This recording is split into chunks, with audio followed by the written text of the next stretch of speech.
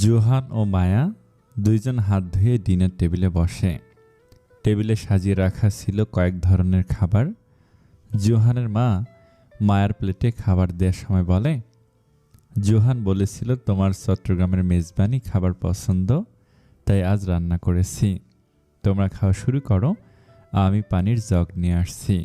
Aunty, আপনি খাবেন না? আমার এসব খাবার পছন্দ না তো, তাই আমি ভর্তা বানিয়ে খেয়ে নিয়েছি আগেই। আসলে আমার মাংস এসব থেকে ডাল ভর্তা দিয়ে খেতে ভালো লাগে। ও আচ্ছা। জোহানের মা চলে গেলে মায়া জোহানকে জিজ্ঞেস করে, আর তোমার কি ভালো লাগে? কেন? আজ আন্টি আমার জন্য এত কিছু রান্না করেছে, তাই ভাবছি শুক্রবার আন্টির জন্য কিছু রান্না করে আনবো। তুমি আমার পছন্দ মনে রেখেছ, তাই তোমার জন্য একটা ডিশ তৈরি করে আনতাম। তুমি রান্না করবে? জোহান হেসে ওঠে, বাদ দাও, তোমার দ্বারা সম্ভব না। কেন সম্ভব না? মায়া ভুরু কুঁচকে নেয়। ম্যাডাম, জীবনে কি রান্নাঘরের চেহারা দেখেছেন? সারাদিন তো কাটে অফিসেই।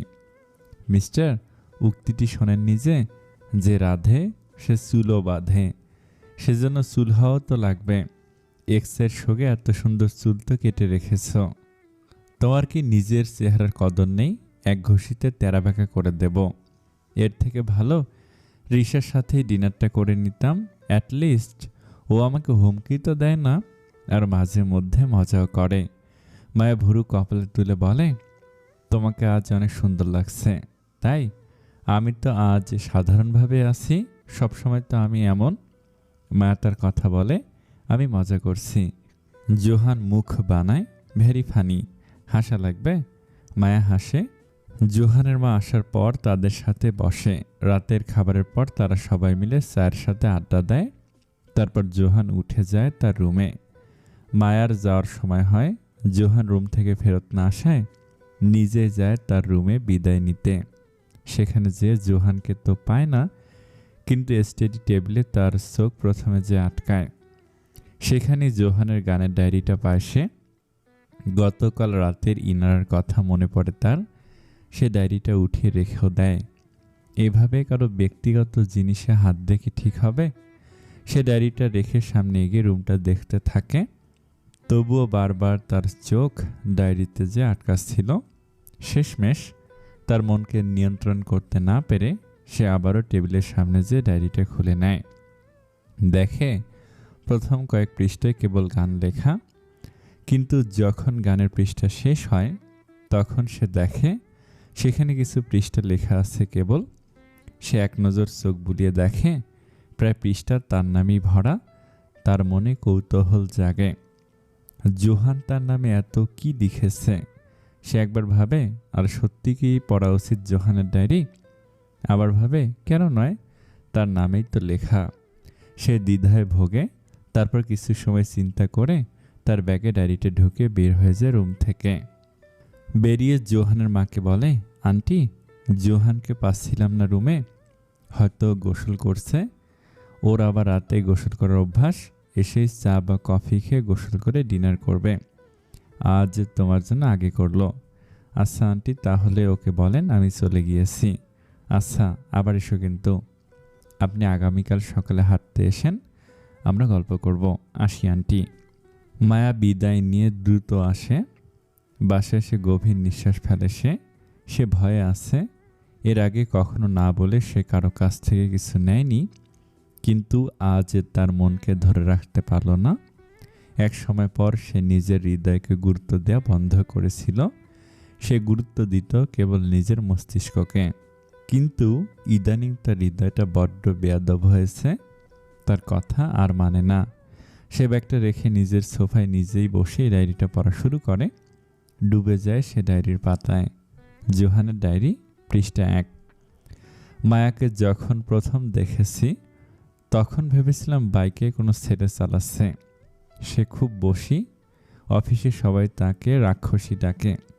কিন্তু তারা তো জানে না বাহিরে খোলস রাখা এই বসি লেডিটার অন্তরটা নরম মেয়ের, যে তার কাছের মানুষদের খেয়াল রাখে।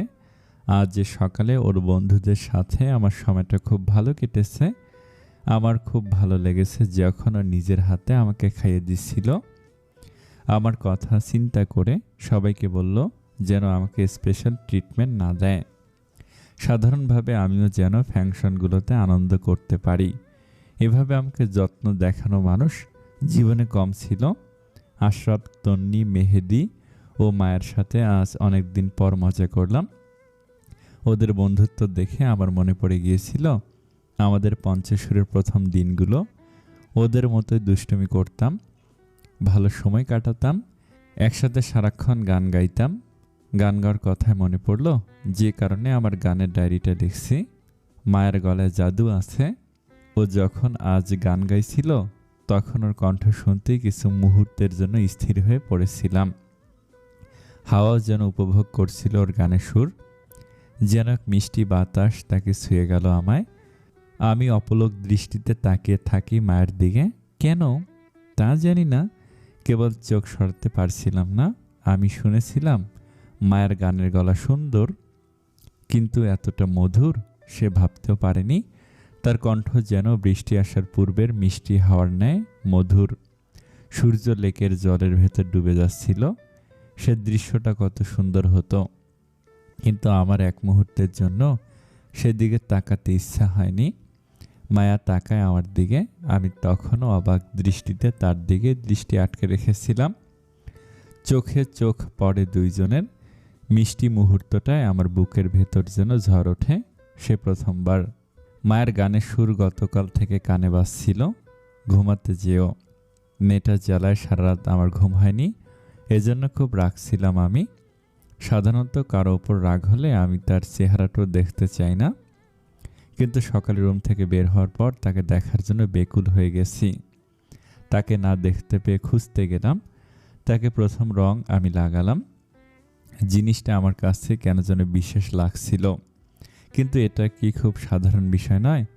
তারপর যখন আমরা সকলে নাচানাচি শুরু করলাম তখন সে পড়ে যেতে নিলে আমি তাকে ধরেছিলাম। সে সামনে তাকাতে দৃষ্টিবন্ধন হয় দুজনের। ওর চোখ দুটো কি সুন্দর! সে ভাগ্যবান হবে যে চোখ দুটোর দিকে সারাদিন তাকিয়ে থাকতে পারবে। আমি আরেকটু তাকিয়ে থাকতে চাচ্ছিলাম, কিন্তু ওর চুলগুলো বাধা দিচ্ছিল, তাই হাত উঠিয়ে তার সামনে আসা চুলগুলো ঠিক করে দিচ্ছিলাম। তার পূর্বে মায়া পিছিয়ে যায়। আমার ইচ্ছাটা পূর্ণ হতে দেয় না। আমার এতে বিরক্ত লাগে। ও যেতে নিলেই হাত ধরে নেই। সে পিছনে তাকায়। ওর চোখ দুটোই ডুব দেবার আরেকটু সময় পাই। আমার মনে পড়ে ও আমায় রং লাগায়নি। আমি মায়ের হাতে রং দিয়ে নিজের গালে ছুঁয়ে দিলাম। খুবই অদ্ভুত একটা কাণ্ড ঘটালাম। কেন? নিজের কাছে লজ্জা লাগছে ভেবে। আর যে কারণে এই লজ্জাজনক কাণ্ডটা করলাম, তখনই মায়া চোখ বন্ধ করে নিল। ওর নয়নজোড়া আরেকটু দেখা হলো না। ভাগ্যিস তখন কয়েকজন এসে আমাকে নিয়ে গেল, না হয় মায়াকে কি বলতাম। লজ্জায় বোধহয় প্রাণ যেত। তাদের সাথে যাবার সময় পিছনে তাকালাম। দেখতে পেলাম মায়া তার বন্ধুদের সাথে মজার সময় কাটাচ্ছে। তাদের সবাইকে এভাবে দেখে আমার ঠোঁটের কোণে হাসি আঁকে। আর মায়ের সাথে কথা হয়নি সবে দুপুর। রাতে হলুদের আয়োজনে কিভাবে ওর সাথে কথা বলবো তাই চিন্তা করছি। পৃষ্ঠা 3। মায়াকে আজ ভীষণ সুন্দর দেখাচ্ছিল। নীল রঙের পোশাকে রূপালি কারচুপির কাজ, কানে রূপালি কানের দুল, আর একপাশে চুলগুলো বেনি করা, বেনির ওপর বেলি ফুল মোড়ানো। ওর টানা টানা চোখে নীল কাজল ভরা। কি সুন্দর লাগছিল ওকে, কিন্তু ওর ওপর আমার রাগও লাগছে। এভাবে বারবার চোখ সরিয়ে নেওয়া লাগে। আমার চোখের দিকে তাকায় না কেন? আমাকে কি এতটা অপছন্দ করে? আমার তো ওর চোখ দুটো আরেকটু ভালো করে দেখতে ইচ্ছে হয়, কিন্তু ম্যাডামের আলাদা অ্যাটিটিউড। তার প্রশংসা করলেও দোষ। নাচার মাঝে কিভাবে রাগ করে চলে গেল। আজ যখন শুনলাম আদিল ওকে খারাপভাবে ছুঁয়েছে, তখন আমার মাথায় রক্ত উঠে গিয়েছিল। সাহস কি করে হয় ওই ছেলের মায়াকে ছোঁয়ার? আমি ওকে মেরে আমার রাগটাও কমাতে পারলাম না। মায়া এসে আমাকে ধরে ফেলল। না হয় ছেলেটাকে হয়তো মেরেই ফেলতাম। এর ওপর এখন আমার রাগ লাগছিল। আদিলের বাচ্চাকে তখনই শাস্তি দেয়নি কেন? অপেক্ষা করলো কেন? আর আমাকে থামালো কেন? কিন্তু যখন শুনলাম ও আমার জন্য চিন্তা করছিল, তখন অন্যরকম ভালো লাগা কাজ করা শুরু করলো। আমাকে নিয়ে এত কিছু চিন্তা করে, আমাকে নিয়ে, আমার স্বপ্নকে নিয়ে। পৃষ্ঠা 4। মা বড় অদ্ভুত জিনিস, মানুষকে ভেতর থেকে শেষ করে দেবার পরও শান্তি আসে না। কেউ একবার মায়া জড়ালে তা থেকে বেরিয়ে আসাটা কতটা কঠিন আমি জানি। তারপরও এই বেহায়া মন কি আর মানে? এই রাঙামাটির যাত্রাটা আমার জন্য স্মৃতিদায়ক হয়ে গেল। প্রতিটি মুহূর্ত বিশেষের পাতায় রইল, বিশেষ করে মায়ের সাথে কাটানো মুহূর্তগুলো। এখন এই যাত্রা শেষ হয়নি, আর আমার ইচ্ছা যাত্রা কখনো শেষ না হোক। আজ চন্দ্রিমার আলোতে নাচছিলাম আমরা দুইজন। এ রাত, এই আকাশ, এই চাঁদ, এই মায়া আমি হয়তো ভুলতে পারবো না। ও যখন চলে গিয়েছিল তারপরও আমি সেখানে দাঁড়িয়েছিলাম। ভেবেছি কেবল আমি কি এইবার মায়াজালে জড়িয়ে পড়ছি? এই মায়া তো ভয়ঙ্কর। আমি তো নিজেকে ওয়াদা করেছিলাম আর কখনোই মায়ে জড়াবো না। তো এই হৃদয়টা এমন করছে কেন? এমন বেহায়া হলো কেন? মায়ের সাথে থাকতে, কথা বলতে, সময় কাটাতে আমার ভালো লাগছে কেন? নিজেকে হাজার প্রশ্ন করতে ইচ্ছা করছে। আমি কি আকর্ষিত হচ্ছি মায়ের প্রতি? না, এটা সম্ভব না। আমি অন্তত মায়াকে পছন্দ করতে পারি না, ওকে ভালোবাসতে পারি না। আমাদের দুইজনের অতীত দুঃখে ভরা, দুইজনের বুকের কোথাও না কোথাও এখনো অতীতের আঘাতের চিহ্ন রয়ে গেছে। একটি ভাঙা মনকে ভালোবাসা দিয়ে ঠিক করা যায়, কিন্তু দুটো ভাঙা মন কখনোই একে অপরকে পরিপূর্ণ করতে পারে না। মায়া ডায়েরি বন্ধ করে দেয়। আরও কয়েকটি পৃষ্ঠা লেখা ছিল, কিন্তু তার আর পড়তে ইচ্ছা হচ্ছিল না। তার ডায়েরিটা পড়ার সময় প্রতিটা লাইনে ঠোঁটের কোণে হাসি ছিল, কিন্তু শেষ কটা লাইন পড়ার সময় তার বুকের ভেতরটা খুব ব্যথা হচ্ছিল।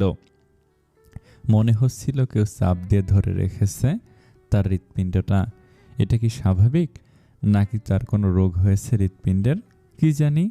সে উঠে চলে যায় সোফা থেকে, ড্রেস চেঞ্জ করে হাত মুখ ধুয়ে নিল, তারপর গেল চুলে গরম পানি দিল। রাতে 1 কাপ রং চা তার প্রয়োজনীয়। সে আবার ভাবনায় চিন্তায় ডোবে। আচ্ছা, সত্যি দুটো ভাঙা মন কি আসলে একে অপরকে পরিপূর্ণ করতে পারে না? কেন পারে না? তাদের কি নতুন করে ভালোবাসার অধিকার নেই? ভালোবাসা শব্দটা তার মাথায় আসতেই তার হুঁশ ফেরে। সে ভালোবাসার কথাই তো ভাবছে কেন? তার হুঁশ আসতেই সে দেখে পানিতে বলক এসেছে। সে তাড়াহুড়োয় খালি হাতে পাতিল ধরতে গেলে নিজের হাত পোড়ায়। নিজের উপরই রাগ লাগছে তার। কি একটা ভাবনা তার মস্তিষ্ককে কাবু করে বসলো। এর ওপর সে হাত পুড়িয়ে বসলো। সে এবার লুসনি দিয়ে পাতিল ধরে গরম পানি আর চায়ের কাপে ঢালে, দেয় একটি টিবাগ। সে হাঁটতে শুরু করে, তার রুমের দিকে যায় চায়ের কাপ নিয়ে। এবারও তার ভাবনায় হারিয়ে যায়। আচ্ছা, জোহান যে লিখলো তার চোখে তাকিয়ে থাকতে ভালো লাগে, কিন্তু কেন ভালো লাগে? আর মায়াই বা কেন তাকিয়ে থাকতে পারে না তার চোখে? এটাও কি অসুখের লক্ষণ? তার এই ব্যাপারে একটু খোঁজ নেওয়া উচিত। হঠাৎ ফোন বেজে ওঠে। মায়া আটকে ওঠে।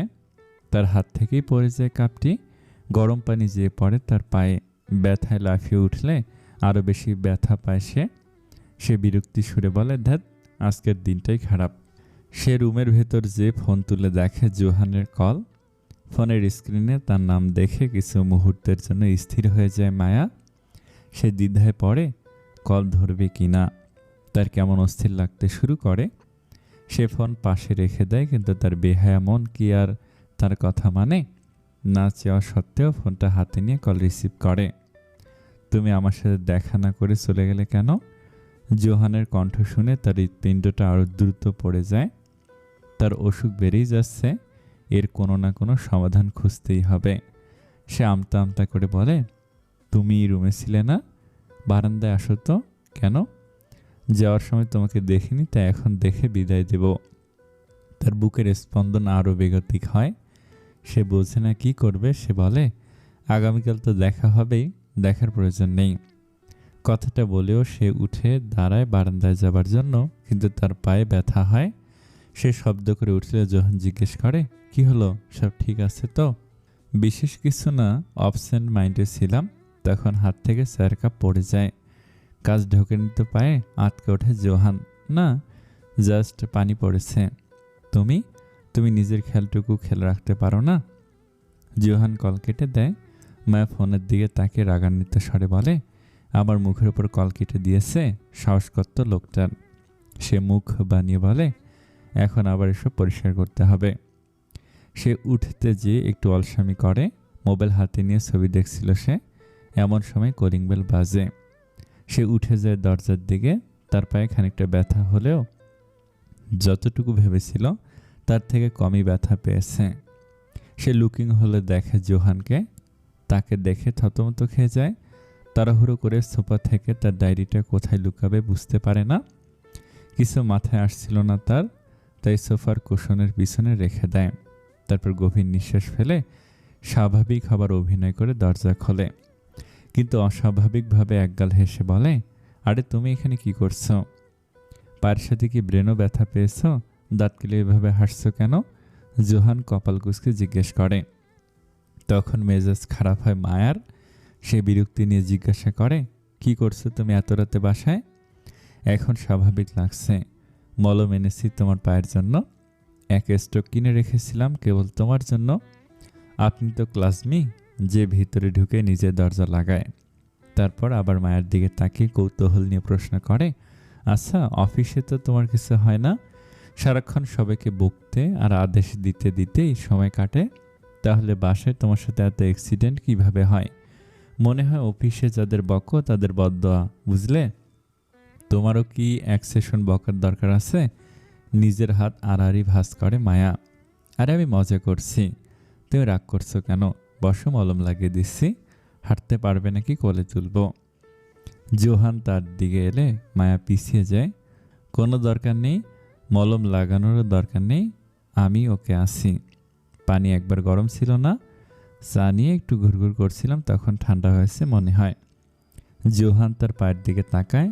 তা তো দেখতেই পারছি লাল হয়ে আছে। সে মায়ের হাত ধরে তার সোফার কাছে নিয়ে বসায়। তারপর নিজে মেঝেতে বসে তার পায়ে মলম লাগাতে শুরু করে। আর অহং করে বলে, আমার মতো এত যত্ন কেউ নিতে পারবে তোমার? নেয় তো তন্নি, মিতু, আশরাফ, মেহেদি, আর এদের পরেও আরেকজনের নাম আসবে শুনে অবাক হয় জোহান। সে মাথা তুলে তাকায় মায়ের দিকে। আর আমেরিকায় আমার এক ফ্রেন্ড ছিল ও।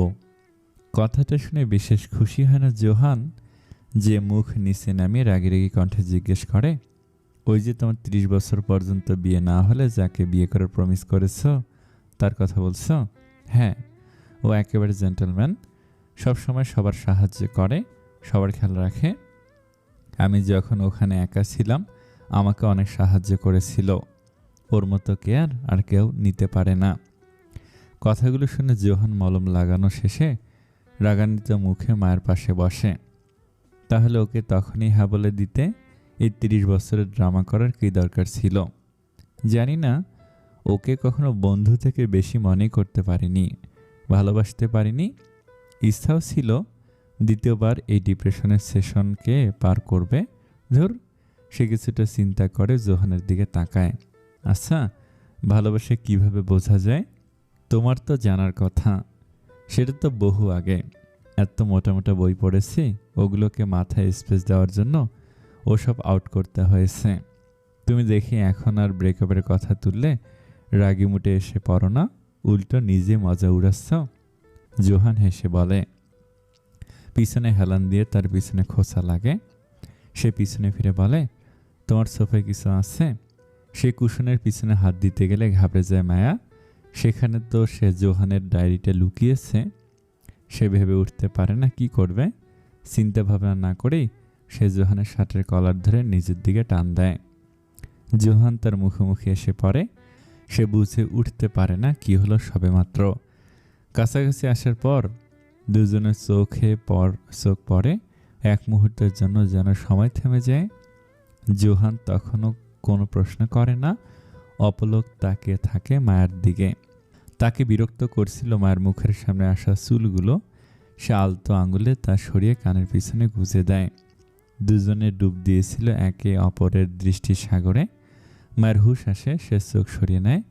জোহান খানিকটা বিরক্তি স্বরে জিজ্ঞেস করে, এভাবে টান দিলে কেন? মায়ের নিজের হাত জোহানের মুখের সামনে রাখে। খালি হাতে চায়ের পাতিল ধরেছিলাম, মলম লাগিয়ে দাও। জোহান তার হাত ধরে দেখে ভালো হাতেই পুড়েছে। তার মেজাজ খারাপ হয়ে যায়। তুমি নিজের একটুও খেয়াল রাখতে পারো না? গরম পাতিলে কেউ হাত দেয়, তোমারই দোষ। আমার দোষ? আমি তোমাকে বলেছিলাম যে পাগলের মতো গরম পাতিলে যে হাত দিতে। মা চুপ করে যায়। সে কিভাবে বলতে পারে যে তার খেয়ালে ডুবে থাকার পরিণাম? ডায়েরির লেখা পড়ার পর কিছুতেই আর মন বসছে না। জোহান ডান হাতে মলম লাগিয়ে যাওয়ার সময় বলল, তুমি জিজ্ঞেস করেছিলে কাউকে ভালোবাসলে কিভাবে বোঝা যায়, তাই না? ভালোবাসা নামক প্রশ্নের উত্তর কোনো একটা হতেই পারে না। ভিন্ন মানুষের ভিন্ন অনুভূতি হয়। তবে আমার যতটুকু মনে হয়, ভালোবাসলে ভালোবাসার মানুষের কথাই কেবল মাথায় ঘোরে। তাকে না দেখলে বেকুলতা কাজ করে, সারাক্ষণ তাকে দেখতে মন চায়। তাকে দেখলে হার্টবিট দৌড়াতে থাকে। তার চোখে চোখ পড়লে চোখ সরাতে ইচ্ছা হয় না, কেবল ইচ্ছা হয় মুহূর্তটা সেখানেই থেমে যায় না কেন। তার সাথে এভাবেই কাটাতে ইচ্ছে হয়। তাকে সারা পৃথিবীর কাছ থেকে রক্ষা করতে ইচ্ছে করে, আরও কত কিছু। সে মায়ের দিকে তাকায়। মায়া তার দিকে তাকিয়েছিল, কিন্তু তার তাকানোর সাথে সাথে সে চোখ সরিয়ে নেয়। জোহান তার হাত ছাড়লে সে সোজা হয়ে বসে, বলে, তোমার সব কথার সাথে আমি একমত হলেও একটি কথার সাথে আমি একমত নেই। ভালোবাসা কী বা কীভাবে হয় আমি কিছুই বুঝতাম না। একদিন তন্নি বলেছিল, আমরা যখন কাউকে ভালোবাসি তখন তার চোখে বেশিক্ষণ তাকিয়ে থাকতে পারি না। হৃদয়ের স্পন্দন এত বেড়ে যায় যে মনে হয় আরেকটু তাকিয়ে থাকলে নিজেই শেষ হয়ে যাব সামনের জনের ভালোবাসায়। তাহলে তোমার শেষ এমন কখন মনে হয়েছে? জোহান মায়ের দিকে তাকে প্রশ্ন করে। তার প্রশ্ন শুনে তাকায় জোহানের দিকে। কি উত্তর দিবে বুঝে উঠতে পারে না। সে আমতা আমতা করে বলে, আমার প্রচুর ঘুম পাচ্ছে। গতকাল রাতে ইনারের সাথে মুভি দেখেছিলাম তো। আচ্ছা তুমি বসো, আমি এসব পরিষ্কার করে দিয়ে যাচ্ছি।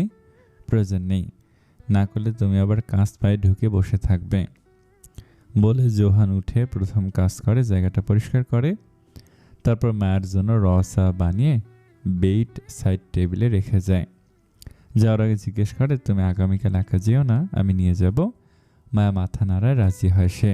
জোহান যাবার পর সে এসে ডায়েরিটা আবার বের করে। তা ধরে বলে, আমি তোমাকে কিভাবে বলবো, শেষ এমনটা তোমার সাথেই হয়েছে। তোমার চোখে চোখ রাখতে পারি না আমি। তোমাকে দেখলে, তোমার কণ্ঠ শুনলে, তোমার চোখে চোখ রাখলে আমার হৃদয়ের স্পন্দন দিশেহারা হয়ে যায়। ইচ্ছা হয় মুহূর্তটা সেখানেই থেমে যাক। এটাই কি তাহলে ভালোবাসা? আমি কি তোমাকে ভালোবাসি জোহান? আজ যে সুরভি সকাল থেকে ব্যস্ত। তৌফিকের ইন্টারভিউ আছে আজ। সবাই ইন্টারভিউ এর জন্য খুবই উৎসুক, কেননা তৌফিক সোশ্যাল মিডিয়াতে তেমন আসে না, কিন্তু আজ তাদের চ্যানেলে আসছে। সবাই নিশ্চিত এই ইন্টারভিউ টিভিতে আসার পর তাদের চ্যানেল অনেক জনপ্রিয় হয়ে যাবে।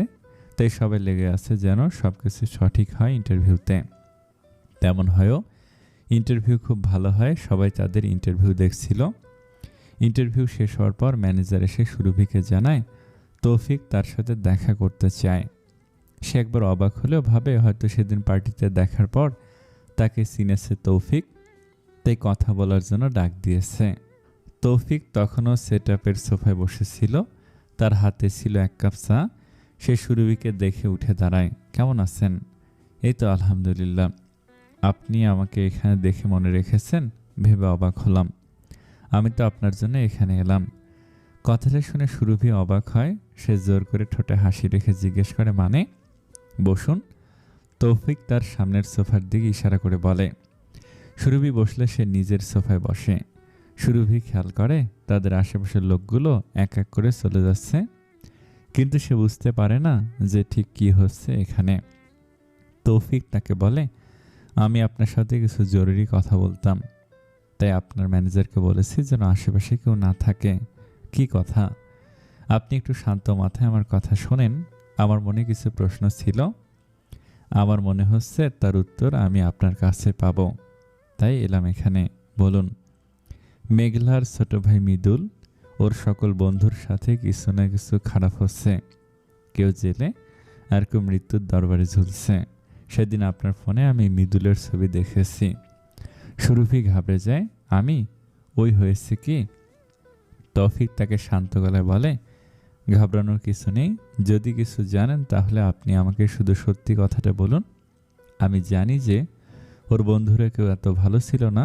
যদিও ভুল কিছু করে তাহলে আমি নিজে ওকে আইনের আওতায় এনে শাস্তি দেব। কথাটা শুনে প্রাণে প্রাণ ফেরে সুরভির। সে এক শান্তির নিঃশ্বাস ফেলে বলে, কদিন আগে নীরা নামক একটি মেয়ের ধর্ষণের আরোপে কেস করা হয়েছিল তাদের 5 জনের উপর। বিচার না আসায় মেয়েটা আত্মহত্যা করে। আমার বান্ধবী আমাকে কেসটা সম্পর্কে বলেছিল। আমি সে কারণে সবার তথ্য নিচ্ছিলাম কেসটা স্টাডি করার জন্য। সেদিন মৃদুলকে দেখে ওর ছবির সাথে মিলাচ্ছিলাম। আমি জানতাম না ও মিসেস মেঘলার ছোট ভাই। আপনার যা তথ্য জোগাড় করেছেন তা কি আমাকে দিতে পারবেন? আমি ওয়াদা দিচ্ছি, খোঁজ নেওয়ার পর যদি ও দোষী বের হয় তাহলে আমি নিজে ওকে কঠিন শাস্তি দেব। জি পারবো। গ্রেট। তাহলে আগামীকাল অফিস শেষে আমার এক লোক আসবে আপনার কাছে। ঠিক আছে। তৌফিক চায়ের কাপ টেবিলে রেখে উঠে দাঁড়ায়। তাহলে আসি। সে হাত বাড়ায় সুরভির দিকে হ্যান্ডশেকের জন্য। সুরভিও তার সাথে হাত মেলায়। তৌফিক যেতে নিল আর একবার ফিরে তাকায়। আচ্ছা, আপনি নিশ্চিত জানেন না যে মৃদুলের বন্ধুদের সাথে এমনটা কে করেছে? সুরভি হেসে উত্তর দেয়, হয়তো পরিণতি বা বদদোয়া তারা এতগুলো জীবন নষ্ট করেছে। তাদের রুহ এর কষ্ট তাদের বরাবর করার জন্য যথেষ্ট। তৌফিক হেসে বেরিয়ে যায়। সে যত এগোতে থাকে তার পিছনে ততই তার কর্মী যুক্ত হয়। তার বিশেষ কর্মী তার পিছনে হাঁটছিল। তার হাতে একটি পানির বোতল ছিল। তৌফিক বেরিয়ে যাওয়ার আগে তার হাত ধুয়ে রুমাল দিয়ে হাত মুছে গাড়িতে উঠে স্যানিটাইজার হাতে লাগিয়ে বিরক্তি স্বরে বলে, মৃদুলের জন্য কত কিছু করতে হচ্ছে। এই ছোট লোকের সাথে হাতও মেলাতে হয়েছে। নোংরা হয়ে গেছে আমার হাত। রাতের সময় ঘুমানোর পূর্বে কল আসে অভ্রর। কি খবর আপনার রানী সাহেবা? সারাদিন তো আমার কথা মনে পড়ে না। সারাদিন একবারও? সারাদিন কাজের মধ্যে থাকি আমি। আমার তো সারাদিন কোনো কাজই থাকে না। আমি তো সারাদিন শুয়ে বসে থাকি। সারাদিন আমিও কাজ করি আর তোমাকে কল আর মেসেজ দেওয়ারও সময় বের করি। সুরভি হেসে জিজ্ঞেস করে, তো এখন আপনি কি চান? চাইলে কি সব দিবে? প্রমিস? না আপনার মতো টাকা আছে আর না দেওয়ার মতো ভালোবাসা। যা আমার সামর্থ্যে আছে তা চাইতে পারেন। শেষ কথাটা বললে কেন? এর আগের সম্পর্কটা খুব ভয়ানক ছিল। অভ্র খানিকটা চুপ করে থাকে, তারপর জিজ্ঞেস করে, খুব ভালোবাসতে? সম্পর্ক টিকে রাখতে যতটুকু লাগে। ভালোবাসতাম নাকি জানি না, কিন্তু ভালো লাগতো। আর এখানে ভালোবাসার ব্যাপারটা বলছি না। একটা সম্পর্ক টিকাতে ভালোবাসা লাগে না, কিন্তু বিশ্বাস লাগে ঠিকই। ভালোবাসা ছাড়া সম্পর্ক টিকে, বিশ্বাস ছাড়া টিকে না। আর আমার যে কোনো সম্পর্কে যাওয়ার পূর্বে এখন বিশ্বাস আনাটা কষ্টের হবে। আচ্ছা, তাহলে আমাকে সময় দিও। সারাদিনে 10 মিনিট হলেও হবে। সুরভি হাসে তার কথায়।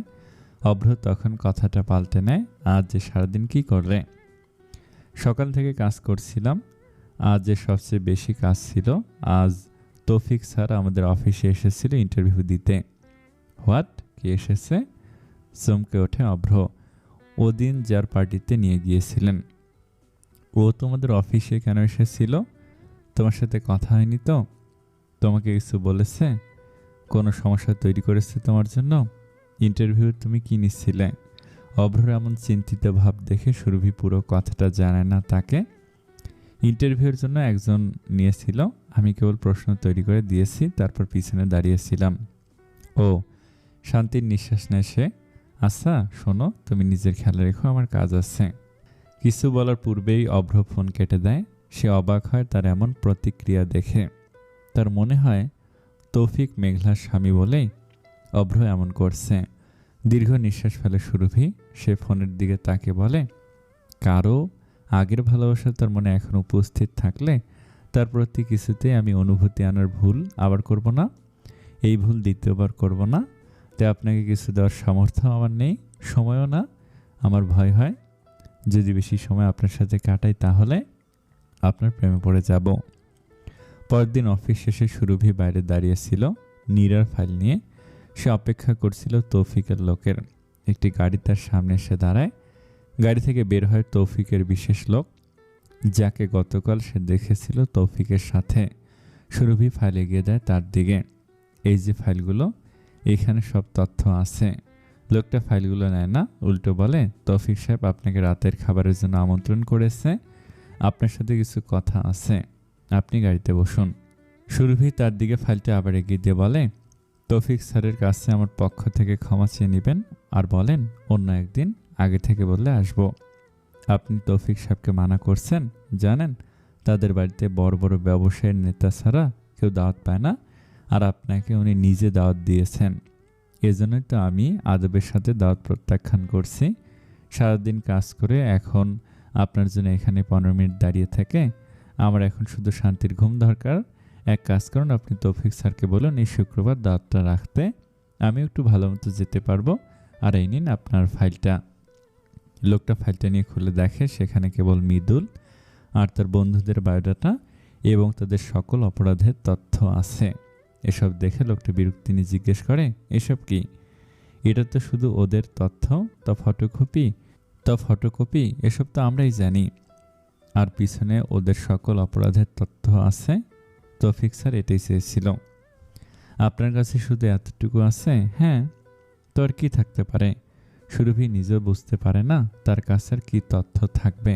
সে আবার বলে, আপনার হলে আমি যাই, আপনাকে গাড়িতে ছেড়ে দিয়ে আসি, আসুন। না ভাই থাক, সারাদিন অফিসে বন্দি থেকে দম বন্ধ হয়ে আসে, একটু রিক্সায় বসে যাই, হাওয়া বাতাস খাওয়া দরকার, আল্লাহ হাফেজ। তারপর সে একটা রিক্সা ডেকে উঠে যায়। বাসায় যে গোসল করে বের হয়ে দেখে অভ্রর কতগুলো কল এসেছে, 14টার মতো। তা দেখে সুরভি ঘাবড়ে যায় একটু। সে তাড়াহুড়ো করে কল করে এবং প্রথম কলেই অভ্র কল ধরে নেয়। সুরভি চিন্তিত সুরে বলে, আপনি এতবার কল করলেন যে, সব ঠিক আছে তো? তুমি আমাকে জিজ্ঞেস করছো তুমি আজ কি করেছ? তুমি তৌফিকের লোকের সাথে দেখা করেছো কেন? আপনি কিভাবে জানেন? আপনাকে তো আমি বলিনি। আপনি কি আমার পিছনে লোক লাগিয়েছেন? সুরভি রাগান্বিত স্বরে বলে, তোমার পিছনে আমি কোনো লোক লাগাইনি, যে করেই হোক আমি জেনেছি। কিন্তু আমি মানা করা সত্ত্বেও তুমি তার সাথে দেখা করলে কেন? আমি নিজে দেখা করতে যাইনি, উনি আমাকে গতকাল ইন্টারভিউয়ের পর ডেকেছিল। এই কথা শুনে তো অভ্রর মাথায় রক্ত উঠে যায়। তুমি না মিথ্যে বলো না, আমাকে এত জ্ঞান দাও আর নিজে দেখা করে আমাকে মিথ্যা বলছো। এই যে দেখেন মিস্টার অভদ্র, আমি কোনো মিথ্যা বলিনি। আপনি যে প্রশ্ন করেছেন তার উত্তর ছিল। আমি কেবল প্রশ্ন লিখেছি, ইন্টারভিউ নেইনি। আর আমি ক্যামেরার পিছনে দাঁড়িয়েছিলাম। ইন্টারভিউ শেষে উনি আমাকে ডেকেছে, ভালো মানুষ মনে হয় ওনাকে, তাই আমি গিয়েছি। আমি ছাড়া তো এই পৃথিবীর সবাইকে তোমার ভালো মনে হয়। সুরভি কথাটার উত্তর দেয় না। সে খারাপ মেজাজে চেয়ারের ওপর ভেজা তোয়ালে রেখে বিছানায় যে বসে আর বিনা শব্দে অভ্রকে কতগুলো বকা দেয়। অভ্র কঠিন গলায় বলে, এখন মনে মনে না বকে বলো তো কি কারণে তৌফিক তোমাকে ডেকেছে? নীরার কেসের জন্য। মৃদুলের সব বন্ধুর এত বাজে অবস্থা হচ্ছে, আর সেদিন তিনি আমার ফোনে মৃদুলের ছবি দেখেছিলেন। আর আমি যেহেতু রিপোর্টার, তাই তিনি কৌতূহলবশত আমার সাথে দেখা করতে আসলেন। সেদিন বলতে কি তুমি পার্টির দিনের কথা বলছো? দেখেন, বকা দিবেন না। আপনি সেদিন এত চিন্তায় ছিলেন, তাই আমি আপনাকে কিছু বলিনি। বকা দিবেন না আগে বলে দিলাম। অভ্র গভীর নিঃশ্বাস ফেলে নিজেকে নিয়ন্ত্রণ করার চেষ্টা করছে। আজ তুমি নীরব কেসের ফাইল তাদের দিয়েছ? হ্যাঁ, তবে ফটোকপি তাইফের কাছে সব প্রধান কাগজগুলো। ফাইলে কি ছিল? কেবল মৃদুল ও তার বন্ধুদের বায়োডাটা এবং তাদের অপরাধের আর্টিকেল যতগুলো পেয়েছি। আমি যে ওর বন্ধুদের সাথে এত কিছু করেছি তা বলনি। বলছি হয়তো তারা তাদের কর্মের পরিণতি পেয়েছে, নয়তো নীরার রুহ এর বদদোয়া। তারা শাস্তি যার হাত থেকেই পাক, কারণ তো এটাই। তোমাকে যতটা বোকা মনে করেছি অতটাও নও, দেখা যাচ্ছে। হ্যাঁ, সব চতুরতা তো আপনারই আছে কেবল। আচ্ছা শুনুন, তৌফিক স্যার আমাকে আজ তার বাসায় দাওয়াত দিয়েছিল, যায়নি। জানি, কিন্তু যাওনি কেন? তোমার নজরে তো তার থেকে ভালো আর কেউ হতেই পারে না। দেখুন, ঢাকা শহরে এতগুলো বছর একা চলাফেরা করছি, নিজেকে কিভাবে রক্ষা করতে হয় তার বেসিক নলেজ তো আছে আমার। সেখানে কাউকে আমি ব্যক্তিগতভাবে চিনি না। এর ওপর মৃদুলের জঘন্য একটা কাজ করেছে। তাদের সাথে একা যে নিজের সম্মানকে ঝুঁকিতে ফালানোর প্রশ্নই আসে না। একটা মেয়ের কাছে তার সম্মান সবার আগে আসে। তাহলে আমার সাথে তো একা এসে পড়ো কেন? আমাকে বিশ্বাস করো বলে? প্রশ্নটা শুনে দ্বিধায় পড়ে যায় সুরভিও। সত্যি অভ্রর সাথে ইদানিং তার অস্বস্তি লাগে না।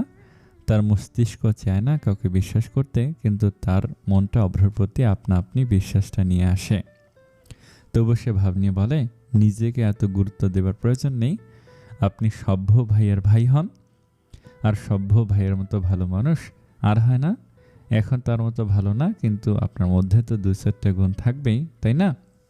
আর আপনি ভুল কিছু করলে কি দাদাজান আপনাকে ছেড়ে দিবে নাকি? আপনার জানের একটা ভয় আছে না? হয়েছে হয়েছে, বুঝেছি। এবার কাজের কথায় আসো।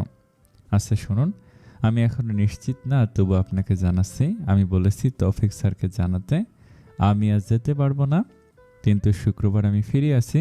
যদি উনি আমাকে ডাকে আপনি সাথে যাবেন। প্রধানত আমি আপনার জন্য শুক্রবারের কথাটা বলেছি, না হলে বলতাম না।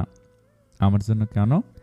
সেদিন ফজলু ভাই বলেছিল আপনার এত চেষ্টার পর মেঘলা আপুর সাথে দেখা করতে পারছেন, যেন যদি আপনার মেঘলা আপুর সাথে কোনো কথা থাকে বলতে পারেন। অভ্র চুপ থেকে বলে, কিছু কথা সেও বলা যায় না, তাহলে মানা করে দেব? না না, সেখানে যাওয়াটা আমার জন্য জরুরি। আচ্ছা তাহলে যদি ডাকে আমি আপনাকে জানাবো। এখন রাতের খাবার খাবো আমি। রাখি রাখি তাহলে। আচ্ছা, নিজের খেয়াল রেখো। অভ্রর কল রাখার পর সুরভি ফোনটার দিকে তাকিয়ে দীর্ঘ কাপা নিঃশ্বাস ফেলে।